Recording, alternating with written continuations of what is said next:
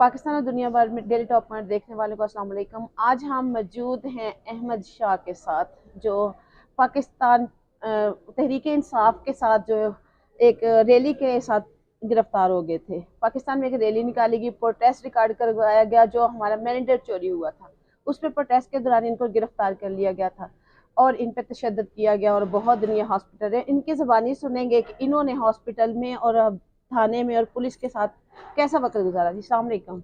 वालेकुम सलाम। जी अहमद भाई, कैसे हैं आप? तबीयत कैसी है आप? मैं अभी तो शुक्र अल्लाह का फजल है, ठीक ठाक हूँ, बिल्कुल खैरत से हूँ। कहाँ से पकड़ा था आपको और कितने लोग थे जिन्होंने गिरफ्तार किया था? मैं तो जब ये कॉल चल गया था कि कॉल दिया गया था कि 2 तारीख पे जो है ना यहाँ पे जीपीओ पे आप लोगों ने अपना जो मिनडेट चोरी हुआ है, इसके सिलसिले में आपने इकट्ठा होना है और वहाँ पे आपने एक मुतालिबा रखना है कि जो हमारा मिनडेट चोरी हुआ है तो उसके उसूली के लिए आपने एक अपना मुजाहिरा करना है कि ताकि हमें अपना हक हुसूल किया जाए। तो हमने आपको दिया है तो हमारा हक किसी और के हाथ में चढ़ने के बजाय हमारा अपने हाथ में क्यों ना आ जाए। तो उसके लिए जो ना मैं जब आ रहा था तो वहाँ पे भी मैं पहुँचा था हाई कोर्ट के पास। तो हाई कोर्ट के सामने पहले तो वकीलों का एहतजाज हुआ था, तो मैं भी वहाँ पे शामिल हो गया था वकीलों के एहतजाज में। तो शिरकत के लिए मैं वहाँ पे भरपूर उनके साथ दिया। तो उनके पास जब वकीलों का एहतजाज ख़त्म हो गया था तो फिर नासिर बाग की तरफ से जो है ना कारकुन थे पाकिस्तान तहरीक इंसाफ थे, जो मैंडेट चोर के ख़िलाफ़ जो उन्होंने अपना आवाज़ उठाए हुए थे, तो वो आते हुए तो उनके साथ आने के साथ साथ मैं भी आ रहा था। तो फ्रंट पे मैं जब आया था तो सामने से जीपीओ चौक पे जो नफरी खड़े थे मुलाजिम, जो कि डॉल्फन और पंजाब पुलिस दोनों थे, मुश्तरका थे। तो वहाँ पे मैं आते ही तो जब देखा था कि क्योंकि हमें तो ये नहीं था पता कि यहाँ पे कोई इंतशार वगैरह का, तो न किसी का सोचना था ना कोई कोई किसी का ये जहन में था, क्योंकि पुरअमन एहतजाज था। पुरअमन एहतजाज में तो हर एक साथ देते हैं, जैसे कहीं पे कोई एक्सीडेंट होता है कहीं भी कुछ भी हो सकता है। अच्छा, तो आपको गिरफ्तार जब किया तो आपको लेके कहाँ गए और मारा क्या क्या था और किधर तो किधर आपको मारा गया? वही तक कि जब मैं एहतजाज के साथ जब आए थे तो वहाँ से सामने से नफरी आया। जी हालांकि एहतजाज वालों में किसी ने कोई डंडा न चलाया न कोई ऐसा रखा था। जी। सामने से मुलाजिम आया था, पुलिस वालों ने दौड़ लगाया था तो उन्होंने एकदम हमला किया। हमला करने के साथ साथ उन्होंने मेरे पे भी हमला कर दिया। तो जब मेरे पे हमला कर दिया तो मैंने उससे पूछा कि मसला क्या है, तो उन्होंने मेरे पास गैर पूछे मारना शुरू कर दिया। तो मैंने उससे डंडा कहा, मारा था सर पे आपके? तो बाकी ये कि जब गिरफ्तार हो गया तो पहले तो उसने मुझे खींच कर दिया, तो उसके बाद जो है ना वो डंडे लाते वगैरह शुरू कर दिया। तो मैंने से ये कहा था कि भाई आप हमारे किस बात पे, अगर आप लेके जाना चाहते तो मैं साथ ही जा रहा हूँ।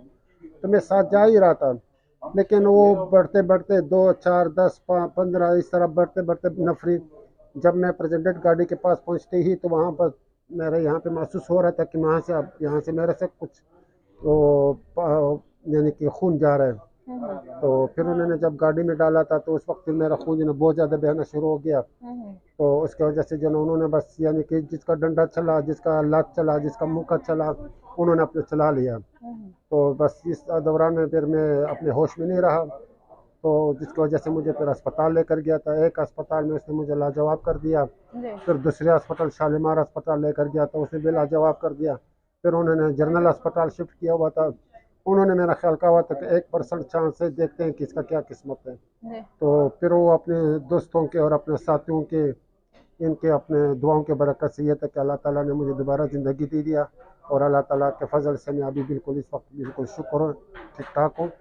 तो इसकी वजह से फिर मेरा एक, आज मुझे पता चला कि जब मैं अदालत में आ रहा था तो मैं गाड़ी में बैठते एक मुलजिम ने मुझसे कहा था कि आप वही हैं जिसको आपको डंडा लगा था। मैंने कहा जी। तो उन्होंने मुझसे कहा था कि आपकी वजह से एक और भी बंदा पकड़ा हुआ है जो कि आप जिसने आपको डंडा मारा है। मैंने कहा मुझे डंडा किसने मारा है, कौन सा बंदा है? उन्होंने कहा था कि कोई प्राइवेट बंदा है। अच्छा। मैंने कहा वहाँ भी प्राइवेट बंदा तो कोई नज़र नहीं आ रहा था, वहाँ पे तो मुझे जो गिरफ्तार किया था हाँ हाँ। वो मुलाजिम ही थे, वो डोलपल पुलिस और पंजाब पुलिस थे। अब उनमें से पता नहीं कौन है, किस तरह था, किसने मारा, कितना मारा। अच्छा, तो आपको जब लेके गए हैं तो आपसे पूछते क्या रहे थे? क्या जुबैर नियाजी कहाँ है ये पूछते रहे थे? और क्या मारा किस किस जगह पे? आपके बात जख्म तो काफी जगहों पे नजर आ रहे हैं। باقی تو وہ تو پھر جیسے بھی آپ کو پتہ ہے کہ جب میں اسے پوچھنے لگا تھا کہ پوچھنے کا تو موقع دے نہیں رہا تھا، کوئی کدھر سے یعنی کہ یہاں پہ پیچھے سے کوئی آواز دے رہا تھا کہ مارو، کوئی کہہ رہا تھا مت مارو، کوئی کہہ رہا تھا پکڑو، کوئی کیا کہہ رہا تھا. پھر انہوں نے یہاں پر بھی، اس کمر پر بھی، یہ کندھے پر بھی، اور یہ یہاں سر سے پہ؟ یہ سر پر بھی. تو جس کی وجہ سے پھر مجھے زیادہ یعنی کہ حالت غیر ہو گیا، ہاں ہاں. جس کی وجہ سے مجھے کو تقریباً کوئی 2 یا 3 دن جو ہے نا، یعنی کہ 2 تاریخ سے کل تک مجھے جو ہے نا کوئی ہوش میں نہیں رہا. مجھے کوئی اپنا حالت غیر تھا، مجھے اپنا کسی حالت کا نہیں پتہ کہ میرے ساتھ کیا ہوا، کیسے ہوا، کس طرح ہوا. کتنے اس کے لوگ تھے جنہوں نے مارا، اور تھانے کے اندر کتنا تشدد کیا گیا؟ پوچھنا کیا چاہ رہے تھے ساتھ؟ تو بندے تو تقریباً میرا خیال ہے کہ تقریباً کوئی 200-250 نفری ہوں گے نہیں تقریباً. نہیں، جب تھانے کے اندر اور نہ، آگے مارتے لے جا رہے ہیں تب تانے کے کتنے لوگ تانے تھے؟ کے اندر تو مجھے وہاں پہ تشدد نہیں کیا. ہاں ہاں. تشدد جو میرا ساتھ ہوا ہے تو وہ گرفتاری جب مجھے اریسٹ کر رہا تھا اس وقت ہوا ہے. لیکن تانے والوں کے ساتھ، تانے میں جو ہے نا میرے ساتھ کوئی تشدد نہیں ہوا، تانے والوں نے میرے ساتھ کچھ نہیں کیا. پوچھ کیا رہے اگر تھے؟ اس نے اگر مجھے ہمیں سننے میں آیا ہے کہ وہ پوچھ رہے تھے زبیر نیازی کہاں ہے، موسٹ وانٹیڈ ہے ہمارا، اس کے بارے میں آپ سے کتنی معلومات لی گئی؟ اس میں مجھے کوئی حالت غیر تھا تو مجھے کوئی اتنا جواب دینے کا مجھے کوئی اتنا وہ تھا ہی نہیں کہ میں اس کو کوئی جواب دے سکوں، میں اس کو بول سکوں کہ کیا کیا ہے نا. ان کو بھی یہ معلوم تھا کہ اب یہ بات کرنے کے استعداد نہیں ہے اس کے اندر، اس لیے وہ میرے سے پھر اتنا سوالات بھی نہیں کر سکتا تھا. میں نے اسے مختصر کا جواب دے دیا تھا کہ میرے میں جواب دینے اور لینے کا کوئی استعداد نہیں ہے، میں اپنی حالت پہ نہیں ہوں. کیونکہ اچھا، خان صاحب سے کتنی محبت کرتے ہیں، اور کیا اس جو ریسٹ ہوئے ہیں آپ کے چوٹ لگی ہے، آپ کو مارا ہے، کہ اس کے بعد آپ کے حوصلے جو ہیں وہ پست ہو گئے ہیں، آپ نے خان صاحب کا ساتھ چھوڑ دیا ہے کیا؟ دیکھو، جب ایک عاشق اپنے محبوبہ کے عشق میں مبتلا ہو تو وہ آپ کا کیا خیال ہے کہ وہ کسی چیز، کون سا چیز ہے جو اپنے اس عشق سے ہٹا سکے. یہ ایسے عشق ہے، خان کا ایسے ایک جنون ہے کہ اس کے عشق ختم ہونے والا میرا خیال ہے کہ اس دنیا میں کوئی ایسی چیز ہے نہیں جو اس عشق کو ختم کرے.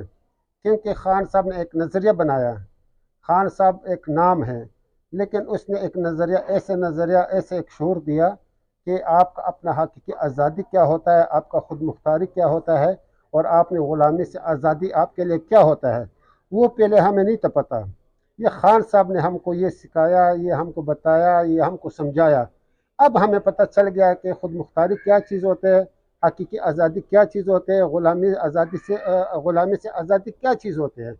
اب ہم اس چیز کے لیے کھڑے ہیں. اب اس کرنا پڑے، ہم اپنے پاکستان کو آزاد کرنے کے لیے بالکل ہر قربانی دینے کے سے ہم دریغ نہیں کریں گے. ہر قربانی کے لیے ہم تیار ہیں، پاویں جو کچھ مرضی ہو جائے. ہمیں پاکستان چاہیے، اور اس پاکستان میں ہم خود مختاری چاہیے، اور ہم آزاد رہنا چاہتے ہیں. ہم کیا پیغام دیتے ہیں ورکر کو؟ آپ اتنی مشکل سے ایک نئی زندگی کا آغاز کرنے جا رہے ہیں، موت کے بعد ایک زندگی ملی ہے، کیا پیغام دیتے ہیں باقی ورکروں کو؟ یہ تو کوئی قربانی بھی نہیں ہے. یہ جتنا بھی میرا تکلیف، یہ جتنا بھی مجھے مشکل، یا جتنا بھی چوٹ، یہ جتنا بھی زخم، تانے، جیل، جو بھی کچھ ہے، یہ تو خان صاحب کی قربانی کے ایک بال کے بھی برابر نہیں ہے، ایک بال کے بھی برابر نہیں ہو سکتا. کارکنوں کو تو پیغام دیں. کارکنوں کو تو میں یہ کہتا ہوں کہ اگر ہمارا کارکنوں نے، ہم سب پاکستانیوں کو یہ پیغام دیتے ہیں، سب پاکستانیوں کو، کہ خدا کے لیے بس کر.